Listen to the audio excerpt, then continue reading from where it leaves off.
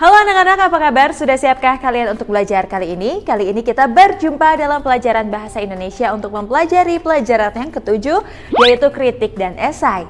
Tujuan pembelajaran kita kali ini, siswa mampu menganalisa kritik sastra dengan esai. Saatnya kita memulai pelajaran kita, ayo kita mulai.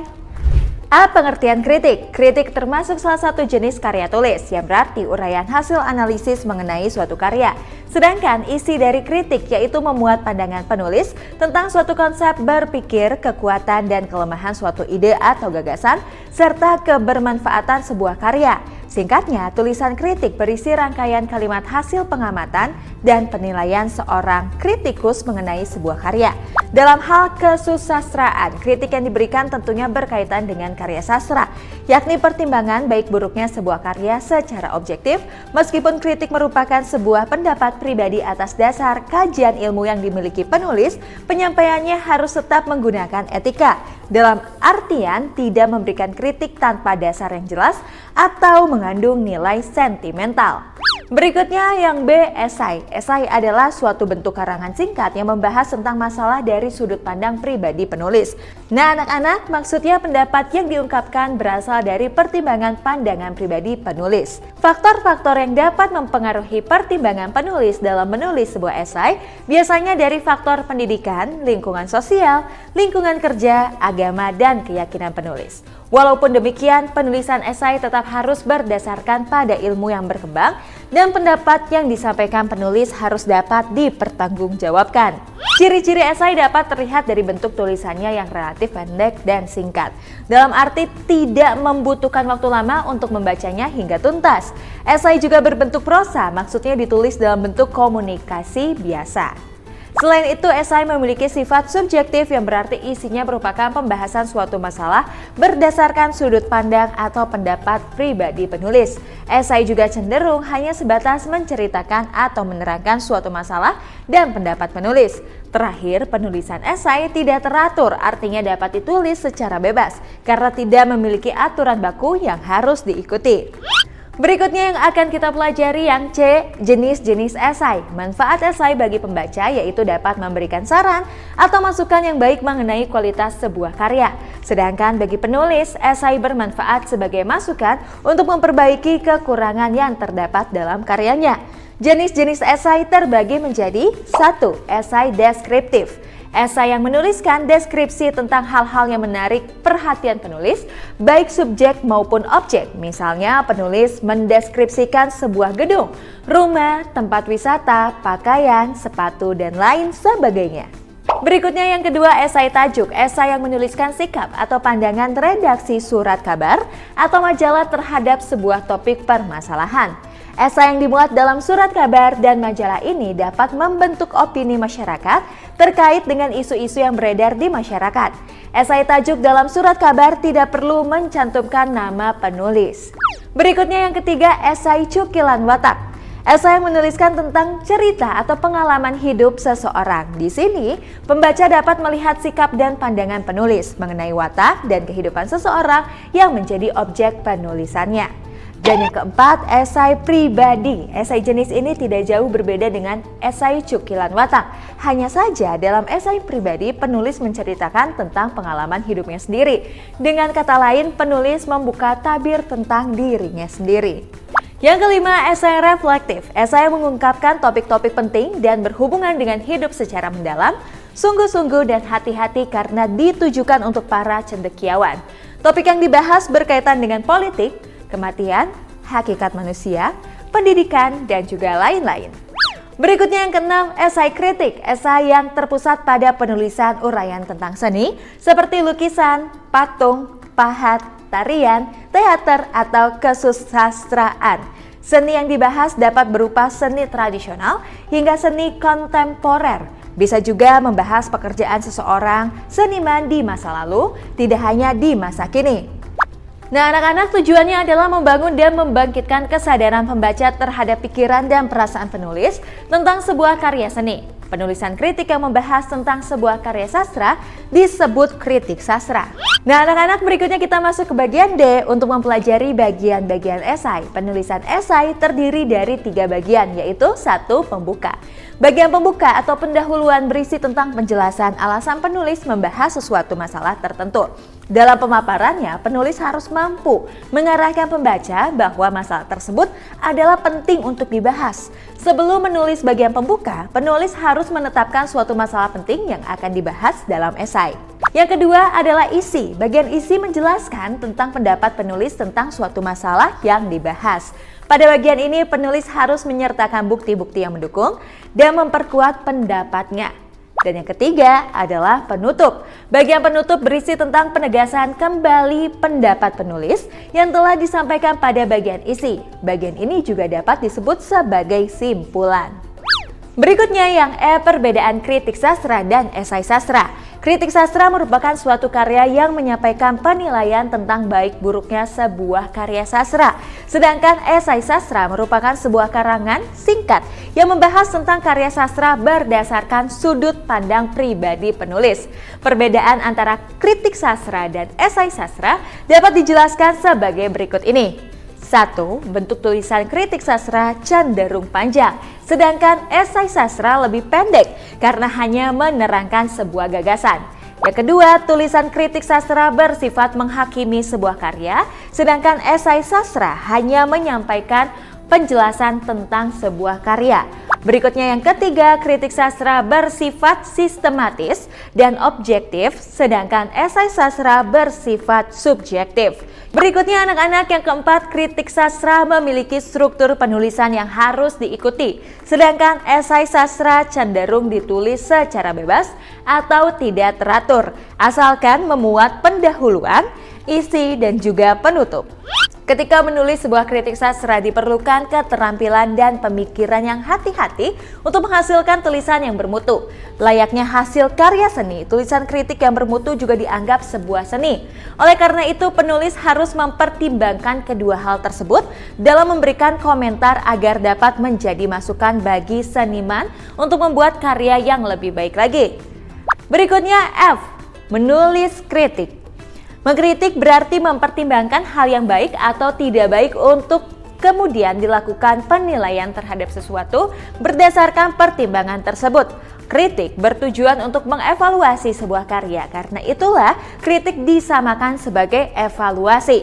Anak-anak, ketika melakukan evaluasi, seorang kritikus harus mengesampingkan kepentingan pribadinya. Artinya, penulis kritik tidak boleh memberikan penilaian yang buruk terhadap suatu karya hanya karena ia tidak menyukai si penghasil karya secara pribadi. Cara-cara menulis kritik menurut Merriam dan Webster yaitu 1. Menyusun pikiran atau pendapat. 2. Menyusun tulisan kritik secara berurutan yaitu paragraf pembuka, isi, dan penutup. Yang ketiga, menggunakan kalimat yang lengkap. Dan yang keempat, tidak mengandung sisi negatif. Hal-hal yang perlu diperhatikan saat menulis sebuah kritik antara lain 1. Menulis kritik secara terburu-buru. 2. Tidak menggunakan emoticon untuk menunjukkan perasaan. 3. Tidak ditulis dalam bentuk rangkuman. Yang keempat, tidak berbatas pada kalimat atau kata-kata positif saja. Yang kelima, tidak mengandung unsur penghinaan. Dan yang keenam, tidak harus disetujui oleh semua orang. Berikutnya, yang kedua, kita akan mempelajari menyusun kritik dan esai dengan memperhatikan aspek pengetahuan dan pandangan penulis, baik secara lisan maupun tulisan. A. Kritik dan esai. Sebuah kritik dapat disampaikan secara lisan ataupun tulisan. Karena kritik merupakan sebuah penilaian, maka seseorang yang akan menulis kritik haruslah memiliki ilmu atau wawasan yang berhubungan dengan jenis karya yang akan dikritik. Misalnya yang akan dikritik adalah karya sastra, maka penulis kritik harus mampu memberikan filsafat, paham-paham dan pandangan hidup kesusastraan yang terdapat dalam karya tersebut. Oleh karena itu, untuk membuat sebuah kritik sastra yang baik dan bermutu haruslah menyertakan alasan-alasan dan bukti-bukti dalam penilaiannya secara langsung maupun tidak langsung. Bertolak belakang dari kritik, esai ditulis untuk mengungkapkan pandangan pribadi penulis mengenai sesuatu hal. Topik yang dibahas dalam esai biasanya adalah suatu keadaan atau masalah yang sedang ramai dibicarakan oleh masyarakat. Oleh karena itulah esai dikatakan bersifat informatif, karena penulis menyampaikan pandangan tentang sikap dan pendapatnya terhadap suatu permasalahan kepada pembaca. Pengetahuan dan pandangan penulis. Sebuah karya tulis tidak dapat terlepas dari latar belakang kehidupan penulisnya, pendidikan yang dimiliki, lingkungan sosial, pandangan hidup, cita-cita, objek pembicaraan, alur pikir, dan visi kehidupan seorang penulis. Ini akan mempengaruhi rangkaian tulisan yang dibuat olehnya.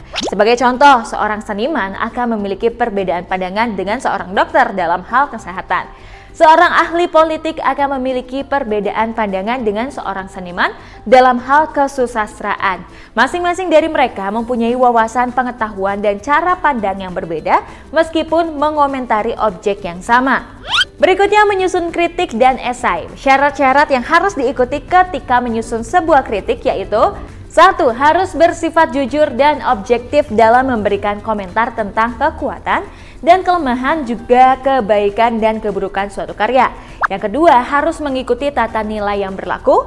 Yang ketiga, harus memiliki rasa cinta, peduli, dan tanggung jawab terhadap pembinaan dan pengembangan sebuah karya. Yang keempat, harus mampu memperbaiki dan mengarahkan pemikiran penghasil karya agar dapat berkarya dengan lebih baik lagi. Dan yang kelima, harus mampu mengajak pembaca untuk berpikir kritis dan menghargai sebuah karya. Berikutnya, langkah-langkah menulis kritik dan esai. Penyusunan kritik dan esai dilakukan dengan memperhatikan sistematika, unsur kebahasaan, dan tujuan penulisannya.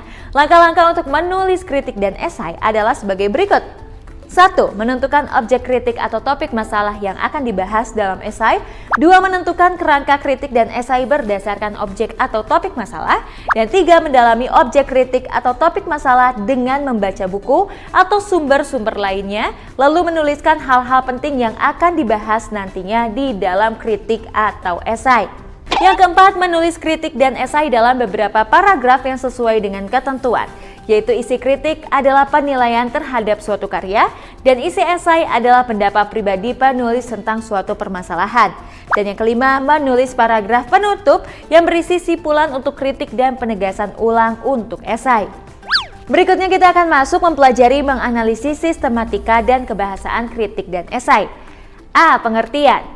Menganalisis artinya mengamati atau mengkaji sebuah teks dari bagian isi, struktur, dan unsur kebahasaannya.